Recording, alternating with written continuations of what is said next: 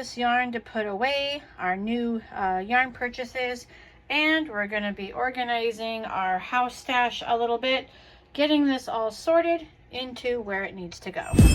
All right, so today my job is to get all of this yarn put away into my household totes. And those totes look a bit like this. This is what I call my house stash.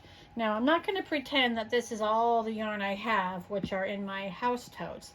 I actually have a storage unit that is an indoor storage, and it is temperature regulated and everything, and I actually have some yarn in there, and that's where the bulk of most of my stuff is. In fact, I was fortunate enough to have been given somebody's whole yarn stash last year, so I spent a good part of the year going through that yarn, destashing and whatnot, and that's a whole other video issue. But this is what I call my house stash, and these are the yarns that I keep and the fibers that I keep in my house. It's a very small little 625 square foot space, so I don't have much room. I keep them in these totes, and I have these labels on them that you can see, and it helps me to put in my Ravelry stash in the tags what tote everything is in, so I always know where my yarn is when I'm looking for it. Now, my house stash totes are by number, and then the totes that are in my storage are by alphabet. And if I'm looking for a yarn and I want to use it, I can pull it up in Ravelry, I can pull up the yarn, and it will tell me exactly where it is. Super convenient. So I have these sizes, this kind of tote here, and you can kind of see what the size is. And then I also have a larger size, which is like this one here. It's much deeper. The width is the same. And these are going to be the totes that we're looking at today. So the first thing I do when I'm sorting and organizing my yarn is to put it together in groups. So these particular yarns, because in this basket they're new, I'm going to put my like yarns together, or ones that I've bought to go together with a ribbon. And I will tie that around them to keep it together. Now, and what you see here, this Scout happens to be both the Strawberry Heather, the same things, and I'm going to put them together in a ribbon. But these ones here are not exactly the same, but these were bought to go with a project or go together in a project. So that's why I've put those together. Whereas the Scout here are just I don't think I purchased them for a specific project.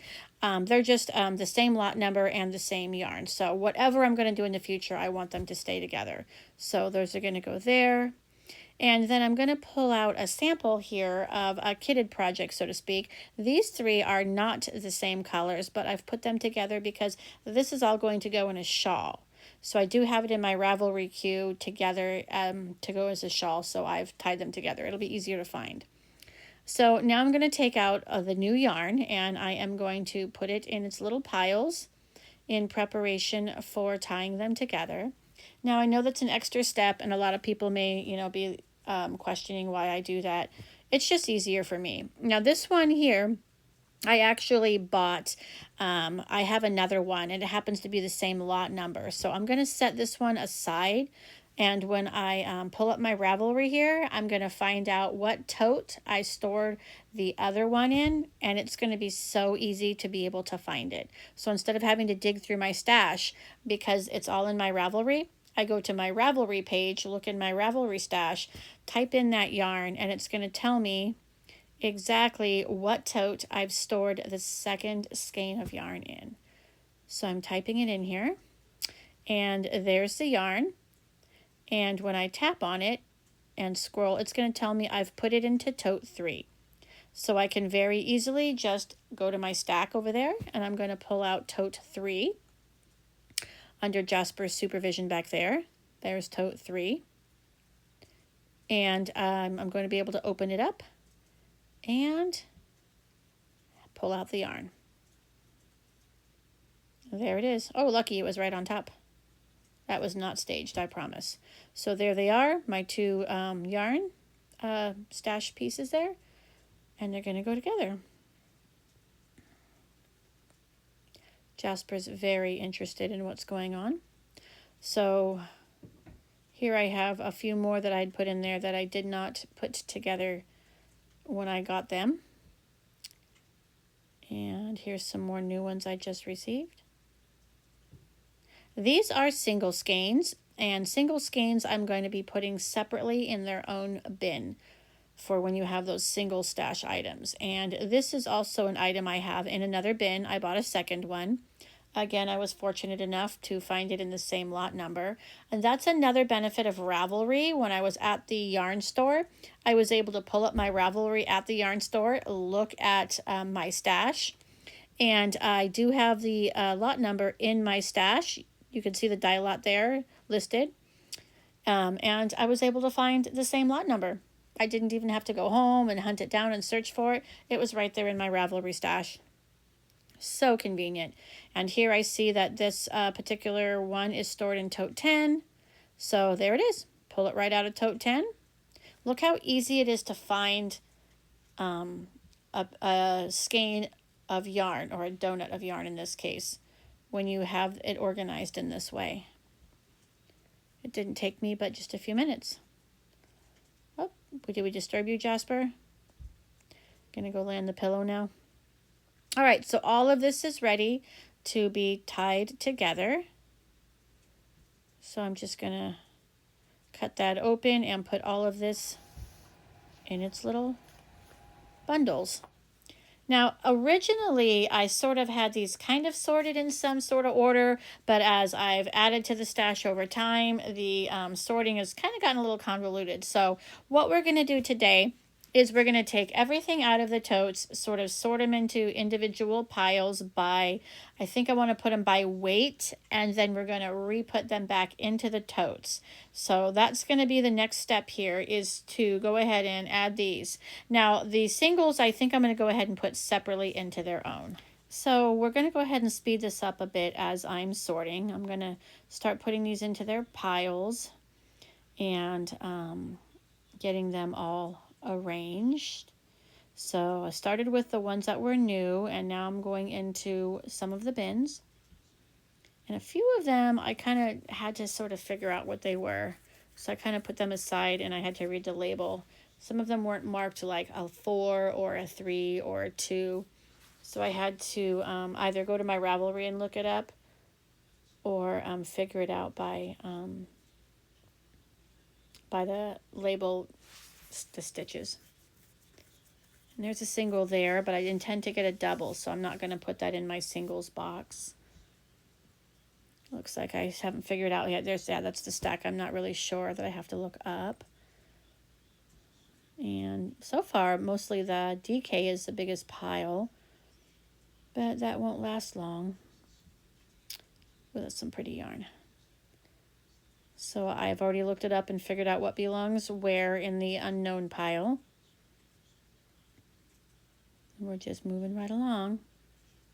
And those are all singles. I'm setting them off. There's a basket on the floor, that blue basket, and I'm tossing all the singles down into there. I'm going to separate all the single skeins into their own bin. So when I have a single skein project, I'm able to just go to one bin and pull out just a single without having to break up the rest of these skeins of yarn that are in multiples.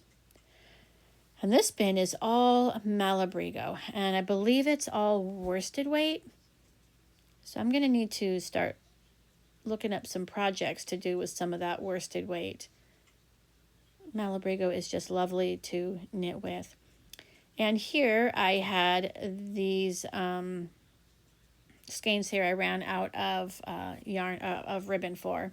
And then the Malabrigo Verano there is a cotton fiber, so a cotton yarn. So I'm going to actually make a bin of cotton. I don't knit with a lot of cotton for garments and wearables and things, but with spring coming up, I kind of want to start doing that. So I'm going to make a tote with cotton, and I think I also put maybe chunky in there with it, or maybe I put these in there with it. We'll see later on, because it's not going to be a very full bin, so I think I did put those together. But no, here we go. So it looks like most of that is sorted. And I think I'm looking up another bin here. Okay.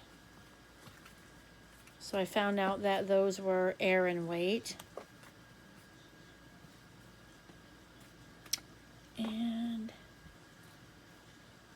There's some more Aran weight, and more Aran weight, and more Aran weight.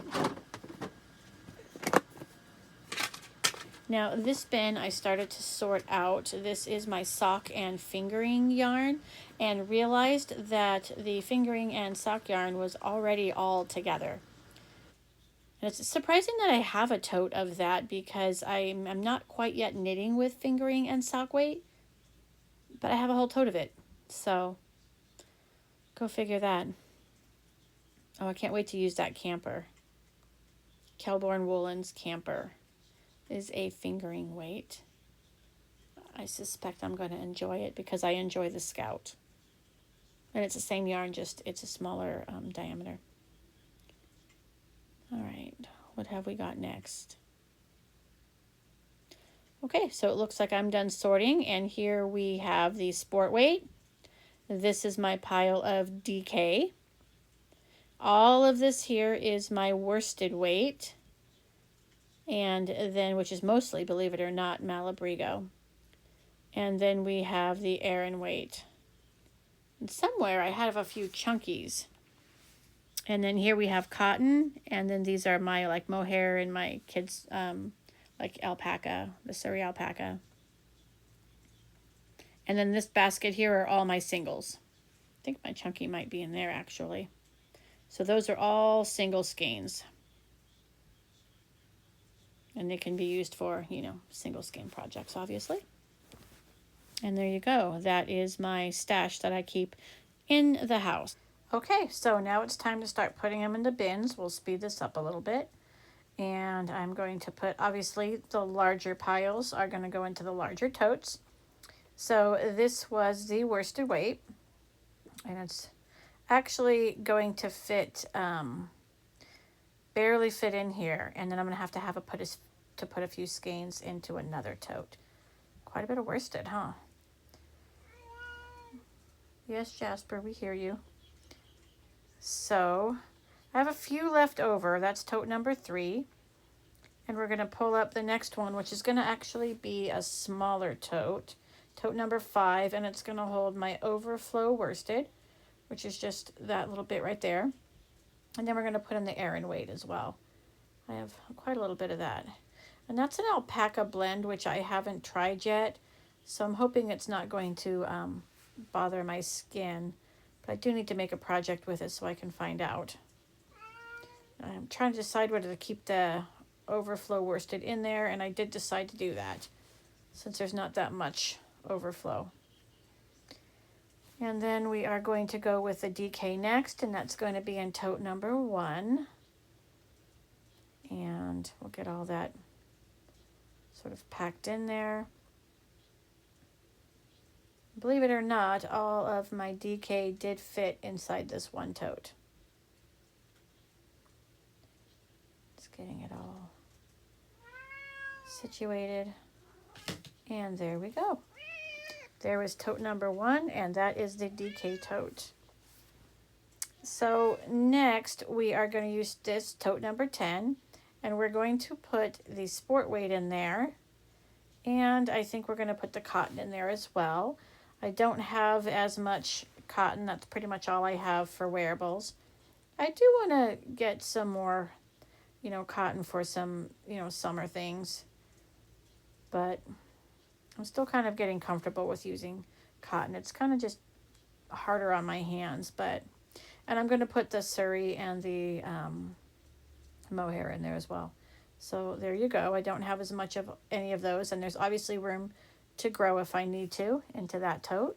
Last but not least, into tote 12 are going to go all of the singles.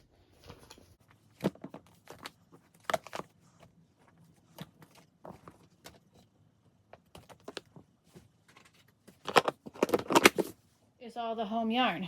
We are completely empty. So the next job will be to go through my Ravelry, and it shouldn't take long. It's a nice thing to do while I'm kind of watching something on TV, and move all these yarns that are in each of these totes from whatever tote they were in and change them to the tote, just move them to the tote that they're going to be in. And it sounds daunting, but it's actually pretty quick. It doesn't take that much time.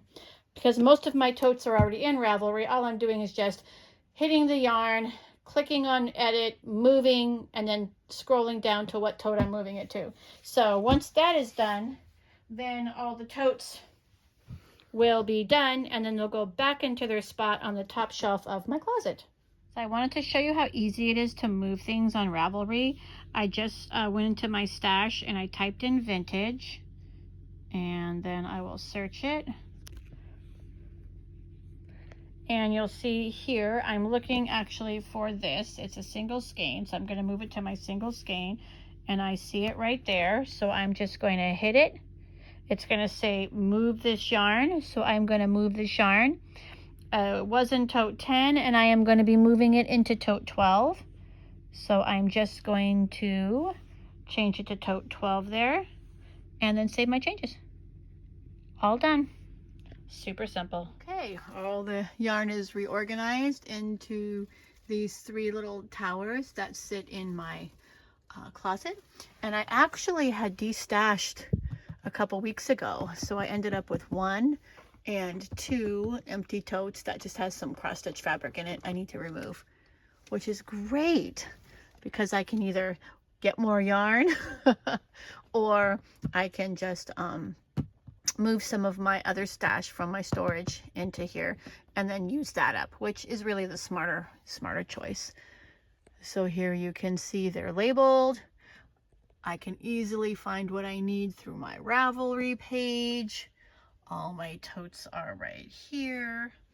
And right here is my shelf of whips. So these are all of my whip bags with projects in them. Easy to grab.